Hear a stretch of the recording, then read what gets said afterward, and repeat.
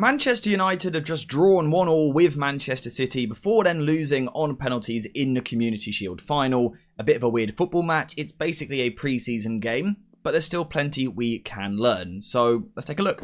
So today we're going to start by focusing on the out of possession stuff to start off with before eventually moving towards the in possession. But if we're starting with what United done off the ball, you would have seen, particularly early on, a couple of patterns similar to what United were doing in pre-season. That sort of 4-2-4 pressing shape, which at times also looks a bit of a hexagon with the front six. But I would call it more of a 4-2-4 shape, where we're looking to be aggressive, we're looking to trap the opposition, wait for a negative pass, which is a backwards pass, or a negative touch, a poor touch on the ball, to use that as our trigger, to go and press, be aggressive, sometimes man-to-man, sometimes not quite, but being aggressive, looking to win the ball high up the pitch. So we can see it here, 1 minute into the game, Manchester United are in that sort of front four shape, just kind of waiting at the moment, and then City are going to play this negative pass towards the left-hand side. It's a little bit backwards, and Ahmad is going to use that as the trigger to squeeze a little bit higher to apply pressure. Now the good thing is, as Ahmad done this, he was also supported by Dalot behind him. Dalot came bombing forward from right back to connect the press, meaning that United were man for man high up the pitch, apart from on the far side. The player on the ball had no option and was forced to send the ball long. So that was a good start from United, and it was really quite positive, and it had me quite excited. However, as the game went on, one thing that was very, very clear, and one thing we certainly learned in this game, was that United's press is very inconsistent. There were times when we pressed like this and we done well. There were moments, several moments in the game, where we won the ball high on the turnover. It might be a ball squeezed into midfield and Casemiro is going to be in there winning the ball back. We done some really good work high up the pitch. On the turnover, we won the ball back and then looked to attack. It was good. But then there were other situations where the press looked really disjointed and disconnected and not very good at all, and a bit more like last season. For example, there would be situations where Ederson would move the ball to Akanji, Rashford's going to come inside to press, Lewis is going to have a little bit of movement on the blind side, get the ball, and there's then no connection from the United press. Rico Lewis could carry the ball forward. There were also times where a midfielder felt that it was their responsibility, so it might be Kobbie Mainoo or Collier later in the game, would then try and squeeze out to help, but then United get opened up a little bit. So from United, it was good in spells, but inconsistent. Due to the lack of consistency in the United press, more of the defensive work was done in sort of a mid-block shape, where United retreated again into a shape we've seen in pre-season, very much the 4-4-2. The two wingers getting inside with the midfielders, and Bruno Fernandes and Mason Mount being the front two, trying to block passes into midfield.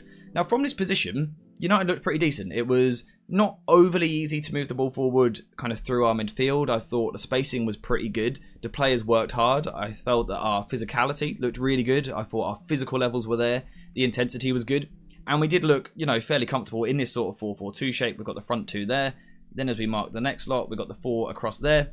United are fine in this situation, all right? We're in a 4-4-2. We're sitting a little bit deep. I thought we'd done all right here.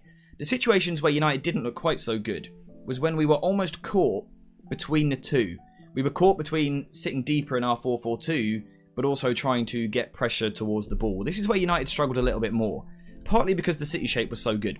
Playing with the back three and then the solo pivot in Kovacic in a sort of 3-1-5-1 shape, it caused problems for United, because as the ball would go to someone like Gvardiol, Ahmad at times would try and squeeze on the press, but in the same movement, McAtee's going to move into kind of this space here, and O'Reilly's going to drop deep, and suddenly Casemiro's 1v2.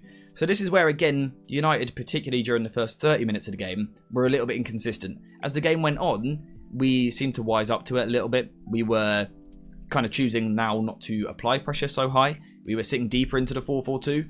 And from this mid-block shape, I thought we looked pretty good. I thought the spacing was decent. And in terms of generally speaking, this does now seem to be Ten Hag's plan for the big games.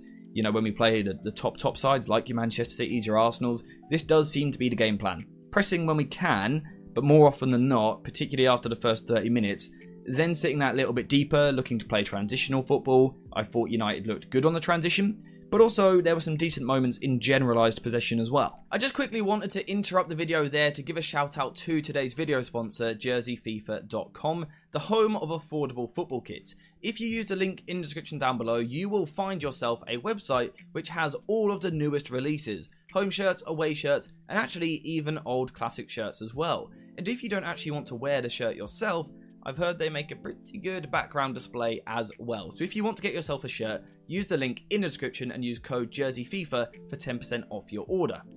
go check it out. So unfortunately, talking about United on the ball is going to start off with a bit of a negative, and that was the complete confusion in the first phase. No regular patterns, no patterns of movement, kind of reactions rather than being proactive with what we were looking to do.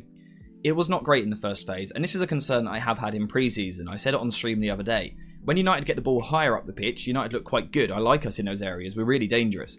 We have to find a way to solve this problem in the first phase. Now, I am going to do a video on that later in the week, so subscribe for that. Get notifications on so you don't miss it. In terms of in this game, it was really confused. We had the Lisandro Martinez at left-back experiment. I want to make one thing clear on that. Please do not think that because of this game, Lisandro Martinez cannot play left-back. Please don't let Ten Hag's tactics make you think a player can't play a certain role. In a different tactical setup, Lisandro Martinez can play left-back. In terms of how he was asked to play in this game, it didn't really work. You see, Lich's strengths are getting on the ball, having lots of touches, little touches to manipulate the opposition, to move the ball forward through the lines with progressive passing. We kind of took that away from him by at times isolating him out wide, where he got a little bit stuck and couldn't really do much. He didn't seem to understand the role. And then at other times moving into here, where he is capable of receiving on the turn, but I'm not sure it should be sacrificed. I'm not sure it's worth what we lose elsewhere. So Lisandro Martinez can still work at left back, keep that in mind, but what we learned is that in this game, it didn't in this tactical role. Instead, what we ended up with was this sort of confused build-up structure. Now, we didn't always play like this. There was a few different shapes that we used, but this was one of them. We've got Maguire playing centre-back with Onana. We've got Johnny Evans has moved out to left-back, and we've got Lisandro Martinez moving into midfield.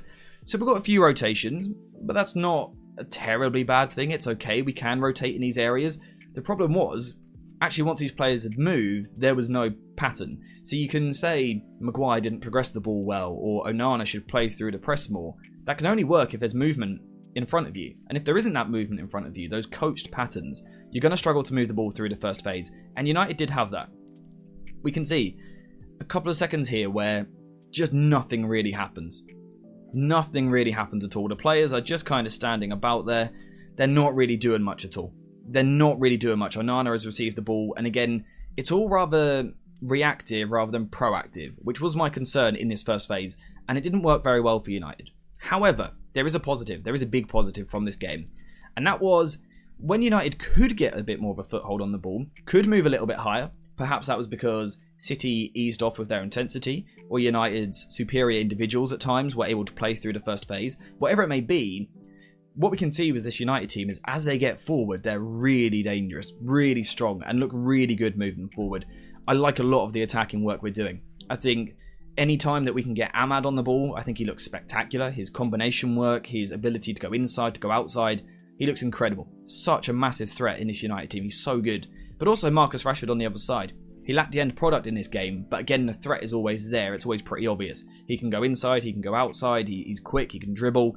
That's really positive. I also felt that Bruno Fernandes dropping in as a false 9 was positive, creating the room as he draws a centre-back, creating the room for someone like Rashford, or Ahmad to run in behind, or Garnacho in the second half. I felt that was good as well. So there were certainly positives for United. As we then got towards the final third and sustained it a bit more, we saw some patterns kind of re-emerging from last season, and some principles. That idea of minimum width in the final third. We saw a couple of moves. Ahmad was heavily involved in one of them, where these players are really close to each other, and you see quick combination work. And that was one of the things I learned in this game.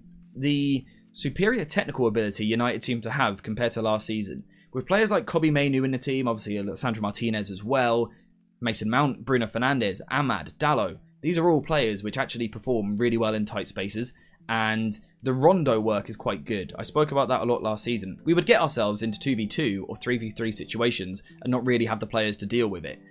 In this game, we looked like we did. We moved the ball quite nicely at times, quite sharply. And again, that idea of minimum width in the final third, getting players close to each other, looked really good. It looked really dangerous. And then the other thing we learned is that Alejandro Garnacho, whether he is to be a starter or a bench player this season, is going to have a big impact. I actually think he has a bigger impact as a bench player. I think Ahmad still deserves to start at the moment. But Garnacho is right there as competition on both sides of the pitch, and he is going to be a big threat. And I mean, if you can bring him on from the bench against tired legs, that's dangerous. I thought he was brilliant when he came on. He's super direct. He looks to attack the opposition, get forward at every opportunity. I loved it. All in all, it was decent from United. There were inconsistencies and there's concerns. I think we all know that we still need some signings. We've got two coming very, very soon. Videos on those two tomorrow. But it was alright from United. It was decent. A little bit disappointing ultimately to lose after going 1-0 up, both in normal time and in the shootout. It's a little bit disappointing, but I think Ten Hag would have learned a decent amount about his squad. Fitness levels would have improved, so it was a decent game. I'm not overly concerned about what happened. It was alright. There's some positive signs and there's some stuff to learn. Those are my thoughts. Let me know yours in the comments down below. But apart from that, we are finished for today. So thank you guys for watching. Hope you enjoyed it. And as always, I'll see you in the next one.